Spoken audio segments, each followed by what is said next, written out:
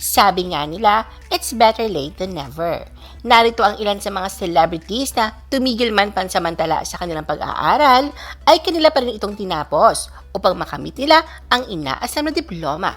The Philippine Showbiz List presents mga artista na late na nakapagtapos ng pag-aaral.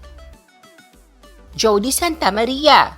Noong 2021, proud na inanunsyo noon ni Jody na nag-graduate na siya ng college with flying colors pa. Sinabi rin niya sa publiko na hindi pa huli na kumuha ng isang degree. Sa kanyang Instagram page, sinabi ng 39 years old actress, I dreamt of finishing my schooling ever since I entered show business, and today, after more than a decade, marks the fulfillment of that dream.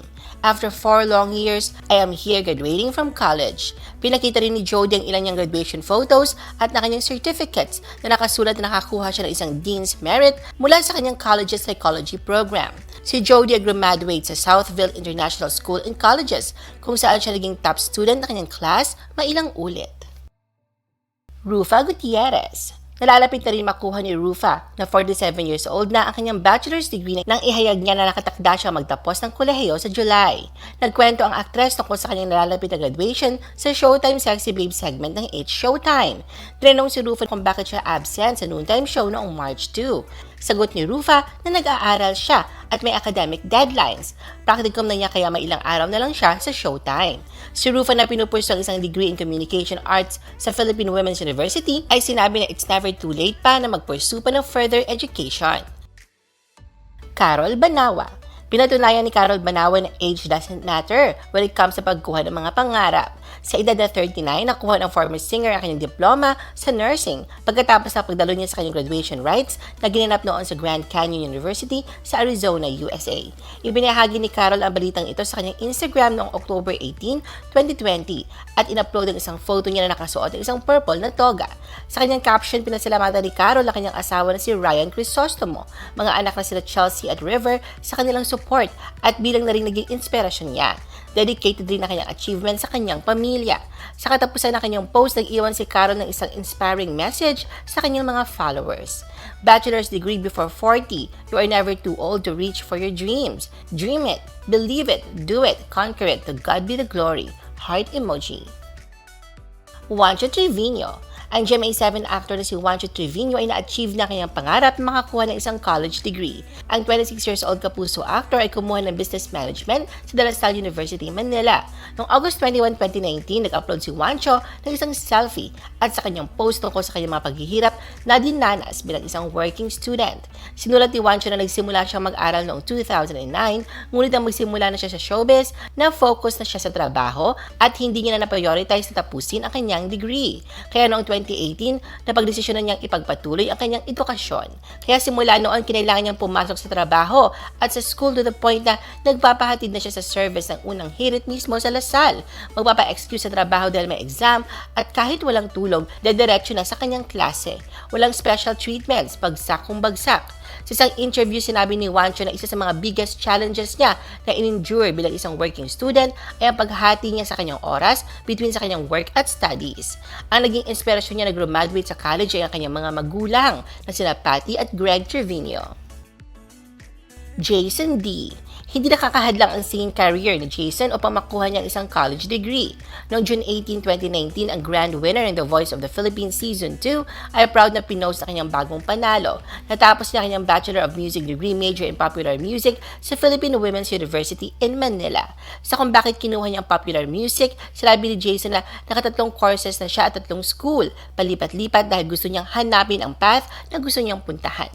Hanggang na-settle na siya sa music kasi yun talaga ang gusto niya. Gusto niya talaga makapagtapos ng music degree at nalaman niya ito sa kanyang voice teacher na ang Philippine Women's University pala ay nag-o-offer ng major sa popular music.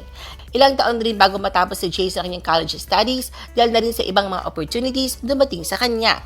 Ngunit hindi niya binitawan ang kanyang pangarap na magkapagtapos sa kolehiyo. Yasmin Curdy. Sumikat si Yasmin bilang runner-up sa unang Starstruck Search. Simula noon, nahati na kanyang oras bilang isang aktres, ina at estudyante. Noong April 2019, ang GMA actress na si Yasmin Curdy ay nakumpleto ang kanyang political science degree sa Arellano University with flying colors at graduate bilang magna cum laude. Noong April 6, 2019, ang actress ay nagpost sa Instagram at proud na pinakita ang kanyang mga photos kasama ng kanyang mga magna cum laude medal. Bago ang kanyang political science degree, kumuha pa siya noon ng 2 pang kurso, ang Foreign Service at Nursing. Valerie Concepcion. Noong 2018, si Valerie ay ang 30-year-old mother sa kanyang 13-year-old daughter na si Heather Fiona. At ng panahon na ito, na-accomplish ni Valerie ang isang major goal niya, ang makapagtapos ng college. Dahil na rin sa demand ng pagiging aktres at pagpapalaki ng anak, ay hindi naging madali na pagsabayin ito. Nang nagdalaga na ang kanyang anak, ni-reveal niya na nagtrabaho siya ng mabuti upang magkaroon ng isang college degree sa pamamagitan ng pagbalanse sa mga responsibilidad niya. Nag-post siya sa Instagram ng kanyang graduation photo na may kasamang hashtag na Never Give Up. Ang actress ay graduate sa Arellano University kung saan kumuha siya ng Bachelor of Arts in Psychology under sa Expanded Tertiary Education Equivalency and Accreditation Program ng Arellano University. Nang pinost niya kanyang graduation photo sa Instagram, sinimulan niya kanyang caption na Finally, graduation hat emoji. Nagbigay rin ng mga special shoutout ang celebrity mom sa mga taong tumulong sa kanya na makapagtapos ng kolehiyo. Jolo Revilla. Ang Cavite Vice Governor na si Jolo Revilla ay graduate ng college noong 2018. Ang actor turned public servant ay graduate sa Lyceum of the Philippines University with a Bachelor of Arts degree in Legal Studies noong June 13, 2018 na ginanap sa Philippine International Convention Center. Nag-post rin si Jolo sa kanyang Instagram account tungkol sa milestone niyang ito. Kasama kanyang mga fellow batchmates, dineklara ni Jolo kanyang personal mission bilang isang public servant. Together with my fellow graduates, I'm taking a stand to serve our country by helping make education accessible to all. Lumang tugtugin man pero totoo, education is the only key to alleviate poverty. Pinasalamatan niya mga taong tumulong sa kanya throughout his journey. Sa kanyang Instagram stories, masayang sinabi ni Jolo na better late than never.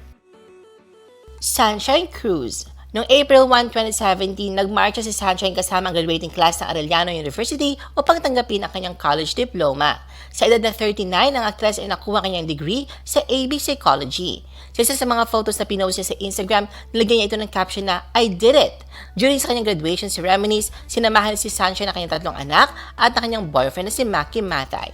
Matatandaan na noong August 2015, ang actress ay nagpa-enroll sa university sa pamamagitan ng Expanded Tertiary Education Equivalency and Accreditation Program.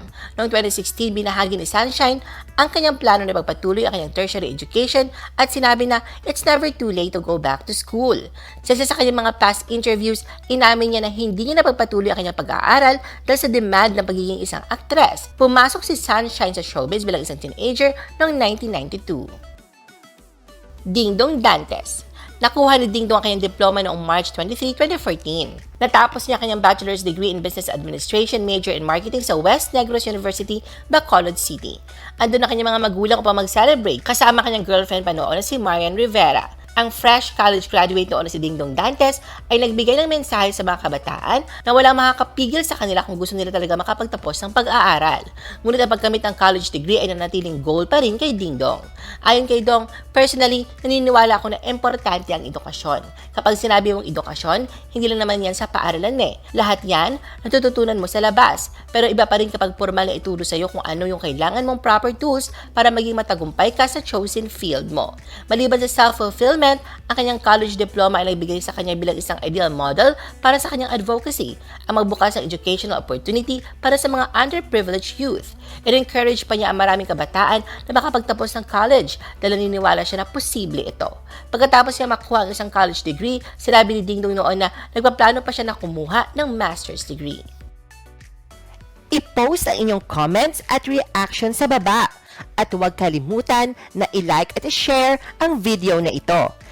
Gusto mo pa ba ng ibang showbiz videos?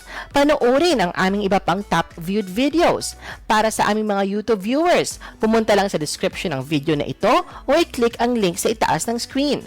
Para naman sa mga Facebook viewers, ay maaari ninyong hanapin ang mga link sa comment section ng video.